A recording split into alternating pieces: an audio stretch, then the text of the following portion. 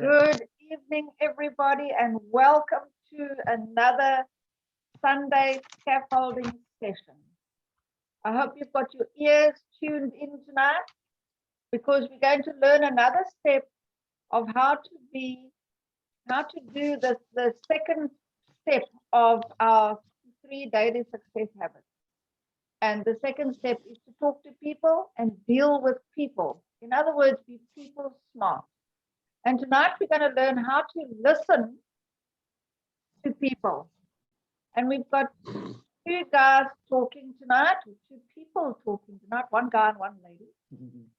And we're going to ask John Henry to start off with. And John's going to tell us in his words how we, or us and us, should listen to people properly. Thank you, John Henry. 10 minutes. I don't think we'll get there. Oh, It's this is a tricky one. I can talk quite easily on product knowledge, products and what they do, but talking on the art of listening. Let's open your ears and listen. But yeah, if one sort of looks at the situation that we find ourselves in, being sort of considered really alternative medication or alternative therapies. We have a lot of people who consider that the medical and pharmaceutical interventions are the only way to go. And so in our listening to people across the board, we've really got to listen carefully where they're coming from, what their background is, what their thinking is, and get to the bottom of where their heart is. And it's only from that listening that you can actually then start talking about alternatives. Because if we think back 100 years ago, what we're talking about now was the norm. People were referring to natural remedies for cures for all sorts of things. And the old grannies and aunties with all sorts of tricks up their sleeves of curing the most common ailments that the folk dealt with. But yeah, getting on to sort of the nitty-gritty of what we're talking about tonight, I suppose I sort of looked at it, there's supposed to be 2 categories of people that we need to deal with. First of all, the people that are around us all the time, our family, our personal friends. And often we know a lot about them. We know that we think they might be shammers or putting on things. But we still need to get down and listen when they've come back from the doctor or specialist to hear what their stories really are. Yeah, Jen, you made a sort of a cast-off comment yesterday that instead of people they say, "Oh, go and get some of Jenny's muti," and that's the sort of line that people in your family will recognize you for. They're just selling that stuff now, maybe just to make money and empty my pockets, but not realizing that the pharmaceutical and medical world is charging one heck of a lot more money than what our neo-life products are costing. And so you've got to, I suppose, use in your summing up of what they're saying to you, you've got to use your knowledge that you've built up, give them samples, but also let them understand that in what you are saying, there is some truth from testimonies, from videos, from testimonies from other people outside your own group. And then you've probably got the easier group to get hold of and listen to are those who are acquaintances. You sort of know them, total strangers. And here I think mainly where you meet someone or your prospective or your downline has brought someone to you and said, please help. But there you've actually got to listen in such a way that the people think that you really care, that you're concerned about their problem. And really whatever the problems are, the situation they find themselves in. There can be health issues that you could deal with. It might be financial. So you know where to come from in giving advice. And other family-related or business-related problems. So in listening and hearing what people's story is, you need to actually throw in the odd strategic question to bring back people's talking and their story so you can get the information that you're looking for. And out of what they're saying, you then can say, well, listen, I think you need to go to the doc. That's where your answer will lie. It's out of my field. But if it's less serious situations, you can then give them advice, again, giving them maybe some samples, be it in the soap range, be it in the nutritional range, and in the personal care range. So, yeah, but the important part is when you dealing and sitting with a person like that is for them really to realize that you are sympathetic to their particular situation, and you must be attentive. Don't be looking out the window or looking around. You need to have eye-to-eye contact with them, directly focusing on them. And as I said, you need to ask those strategic questions to really get to the depth and understanding of their particular situation. And in your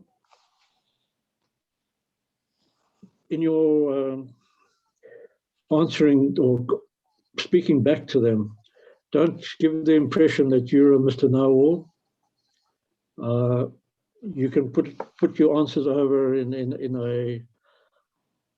a way that they will say, well, you really care about what I'm dealing with. And also never make them feel that they're inferior, that their knowledge is, their situation is limited. So you need to get them to take you into their full confidence, and that what you are saying to them is you're genuinely there to help them to try and improve their particular situation or ailment. And often you'll find in talking to folk, it's not only just a once-off situation. When you give them information, they will inevitably come back to you with a lot more questions where you can then delve into giving more detailed information, giving them more details from folk who've had similar problems. So in the meantime, when you've given them information, you need to do a little bit more homework yourself on product knowledge and all their particular problem knowledge.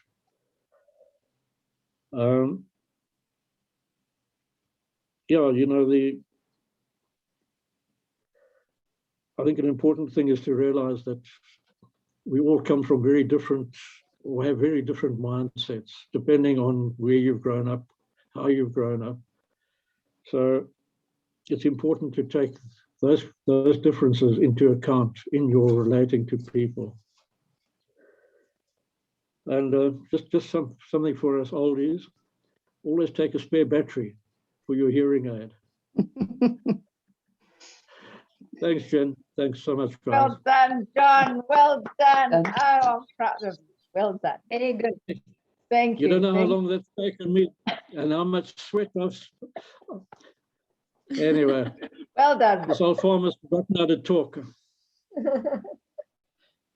Good listening skills are doubly important for the ability to listen well is the number one social asset, as well as being a career must. And Mandy's going to add to John's story and tell us her version of how to listen to people. Thank you, Mandy. If it's half as good as last night, it's going to be excellent. Thank you. It's very important just to listen to a person, show that you're interested, lean forward, make an effort, make the person know that whatever they're saying you are taking in. If you've got a nod or have facial expressions to show your interest or empathy, do that.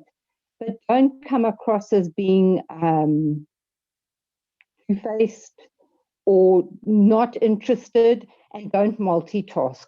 Because as soon as you multitask while they're talking to you, you lose their interest, and they will eventually shut down. I know if I'm talking to somebody and they are fiddling or twittering around, I kind of think, well, they're not really interested. Why must I bother? And then I just shut down and let them get on with whatever they're doing. And also, if you find that while they are talking, your mind wanders off a little bit, maybe just ask a question about what you do remember so that you can bring them yourself back into the conversation. Because there are times when some people do waffle and you do lose track of things, especially if your mind is busy with other things as well. So you need to show that you're listening, and by showing you listening, it will help you keep your focus on the person, on what they're actually having to say. Also, it helps you gain new information about the person that you're listening to, especially if it's a new client that you are talking to or a prospect. By listening to them, you are gaining all the information and you're creating a better understanding of the person and their needs and wants that they have. And you need to verify the message. Like if they say something and you're not too sure about what they're saying, ask a question, ask an open-end question, and let them verify what they're saying, and also will help it stick in your mind as to what they actually need. And then also be very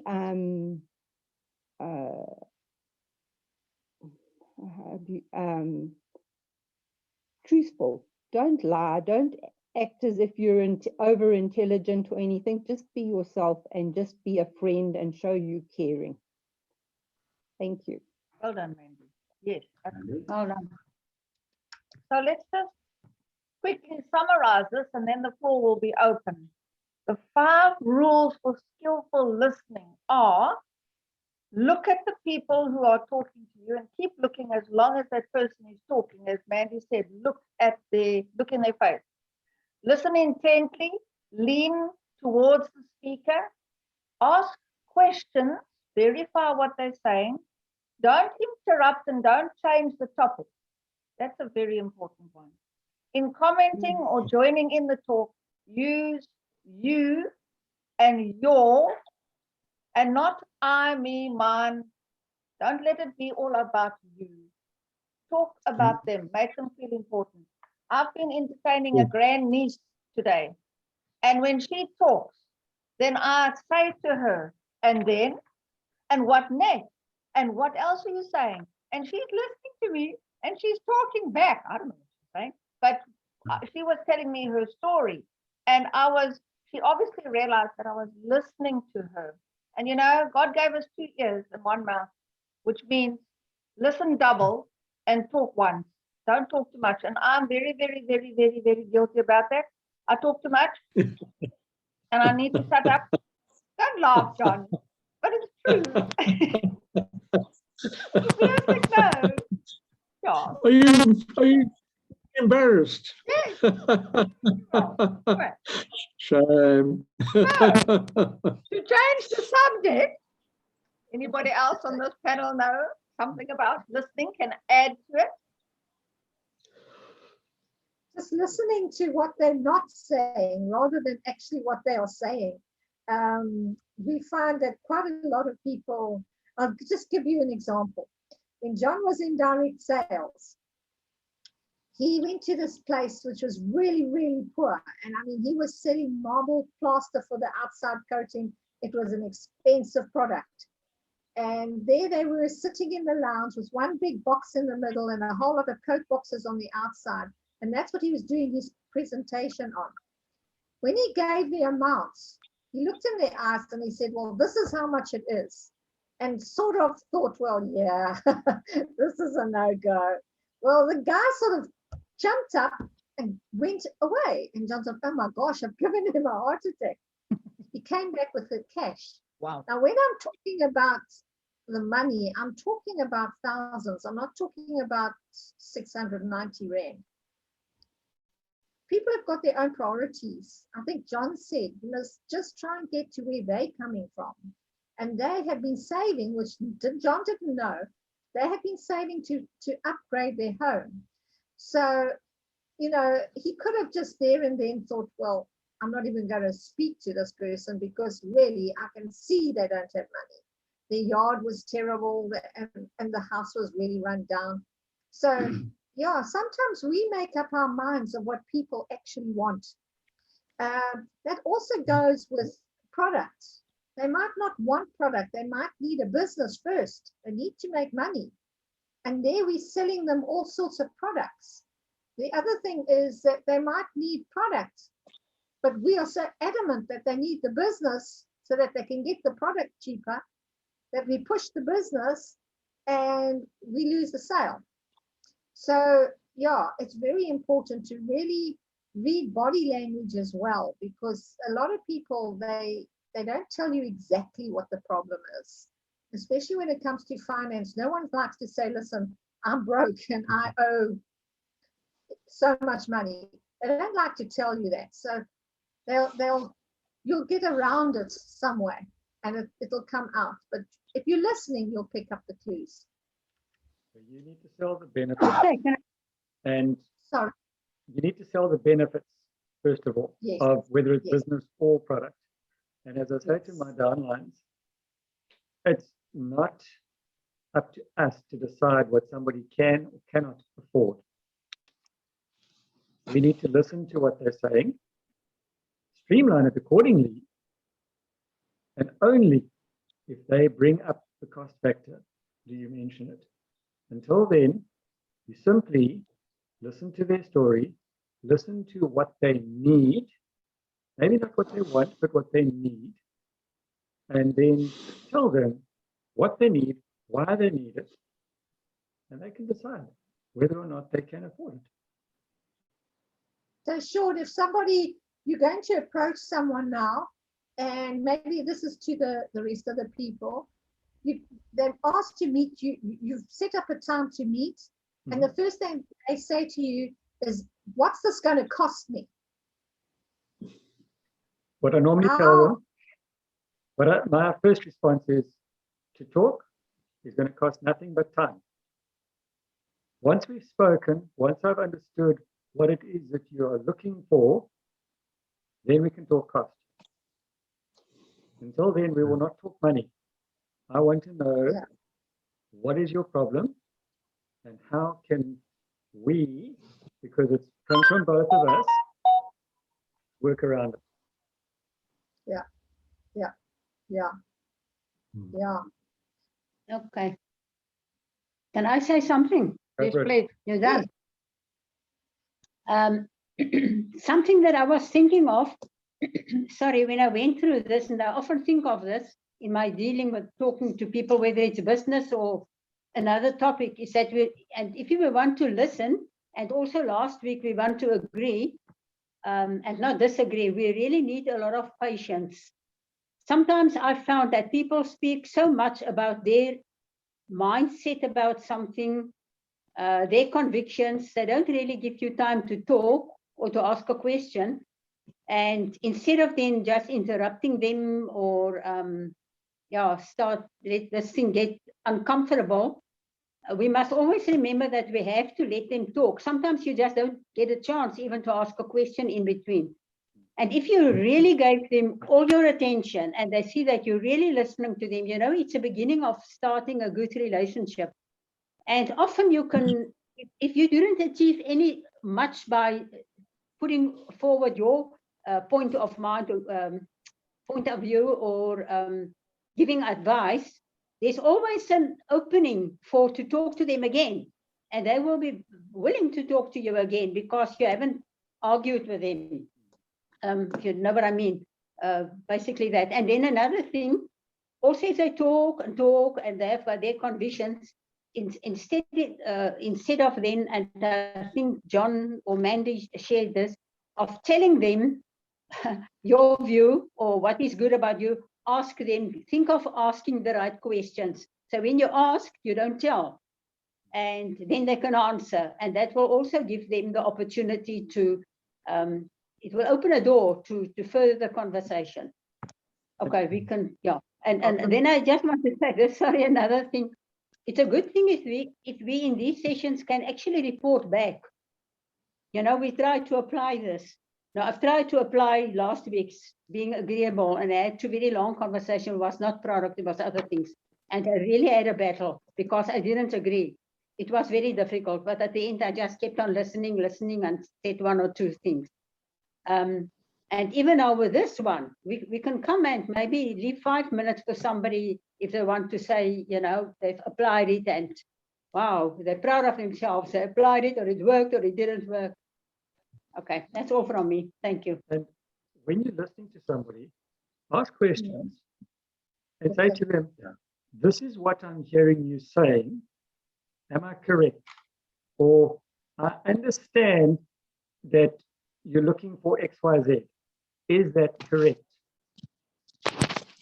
That way, you can then show them, number one, that you're listening, and number two, they then understand that you're wanting to help them, not just sell them something or whatever.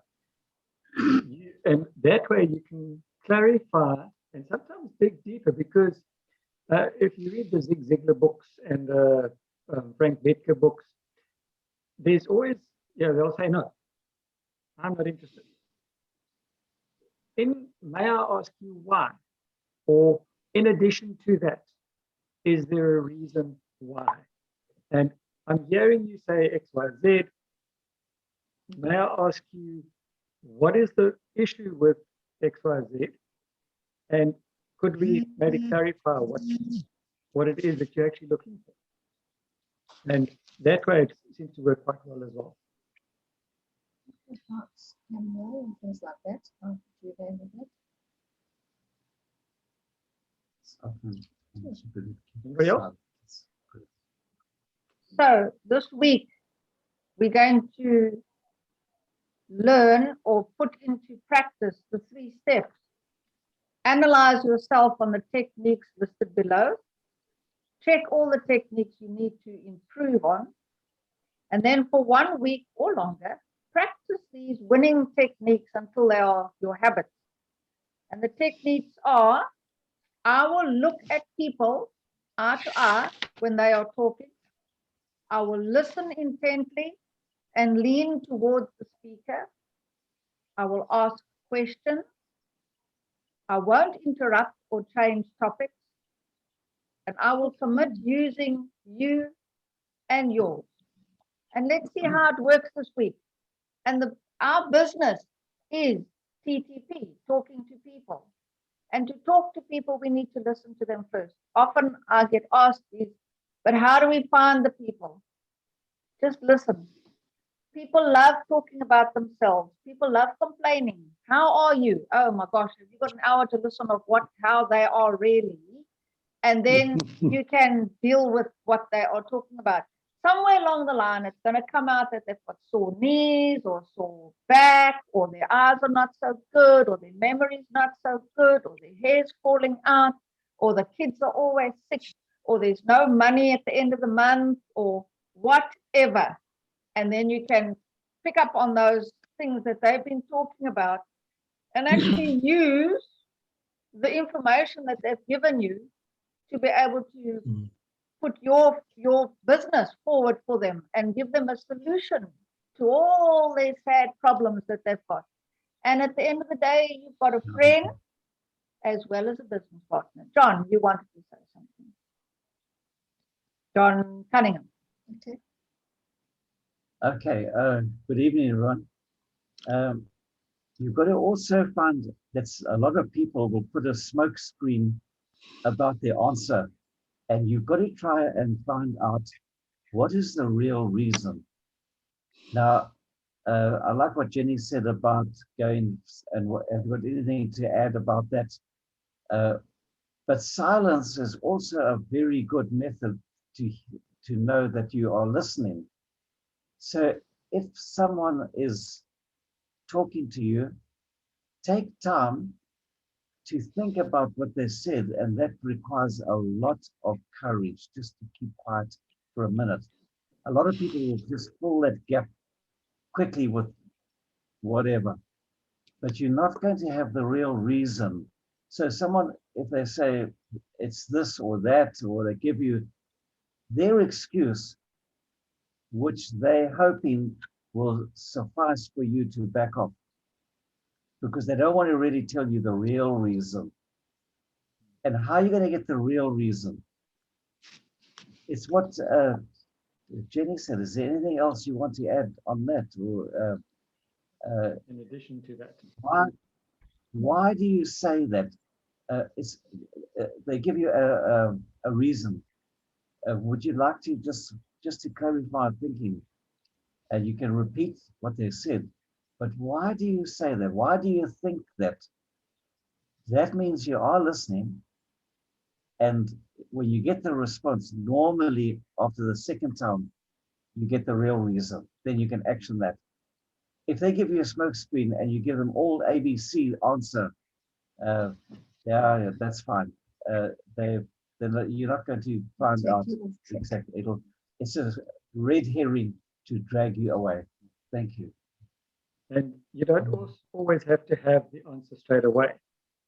And if you are in a bit of a corner, they've asked you a whole lot of questions, or they've told you a whole lot of things, and you go, I don't know the answer to that right now.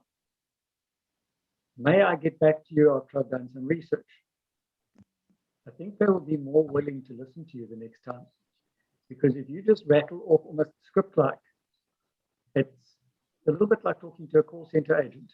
They've got a script. And if you say X, they've got Y answer. If you say A, they've got B answer.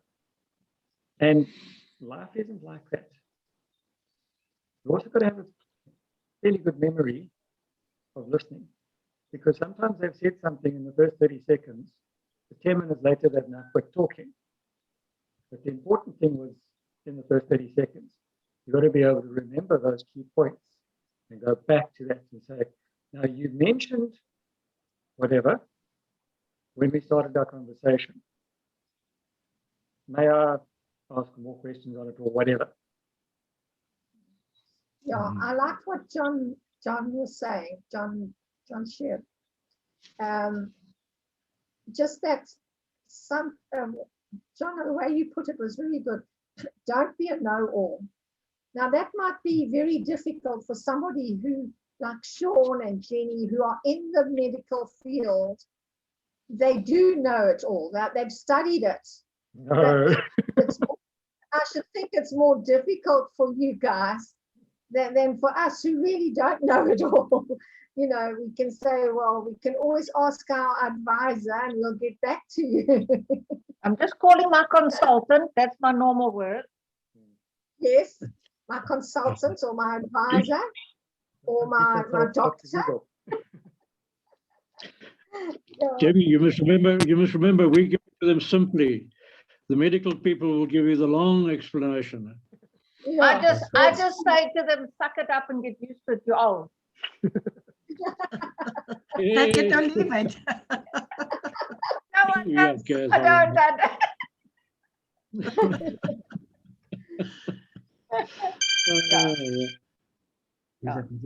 I said to our customer yesterday Friday we had a delivery, and I saw on her list that she gave me, and she's a good customer. It's 102 PV she gave me.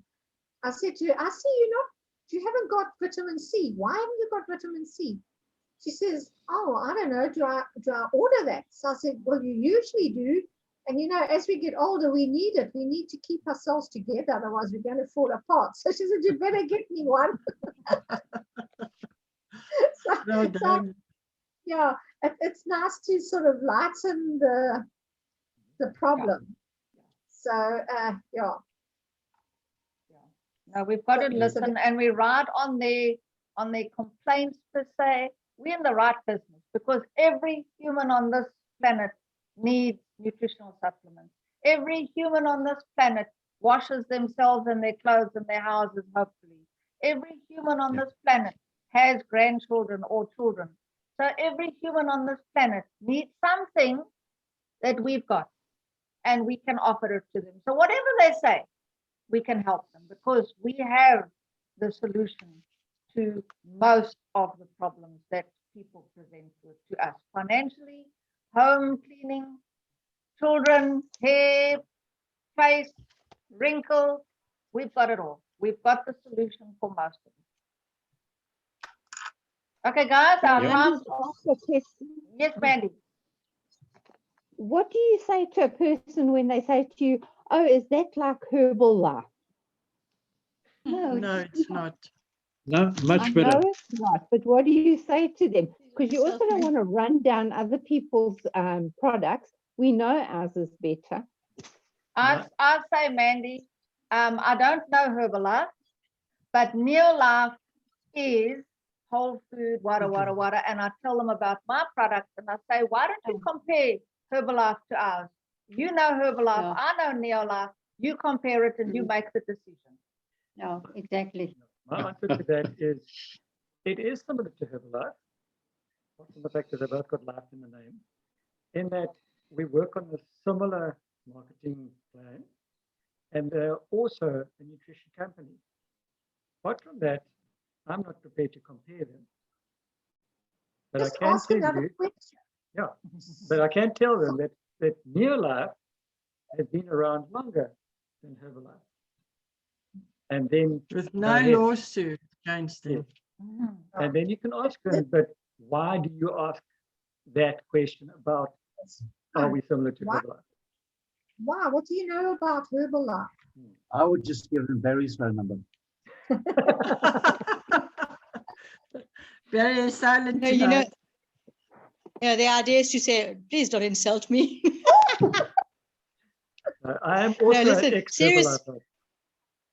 Oh, are you? Well, gee, I'm glad you switched. I got educated. A quick one. I'm thinking, yeah, there you go. I'm thinking of something. Sometimes we've got to be careful about people who are religious and look at, don't like health products. Because had a neighbor who, when she had a problem and I mentioned, so well, I've got good products and health products. She says, oh no, we don't take those things. It's against our church and whatever. And I said, well, it's fruit and veggies. So your church is against taking fruit and veggies. Oh, no. Oh, that's fine. So I think we kind of need to kind of mention to people that it is natural, but it's made with fruit and veggies. I think that's the important point in a way. So I don't know if I'm talking too loud. I've got things in my ears. I think that's an important point because people think of homeopathic things, which to me is not a problem. But I know that the Anglican pastor at St. Agnes in Kloof used to tell people that homeopathy, reflexology, and acupuncture is evil.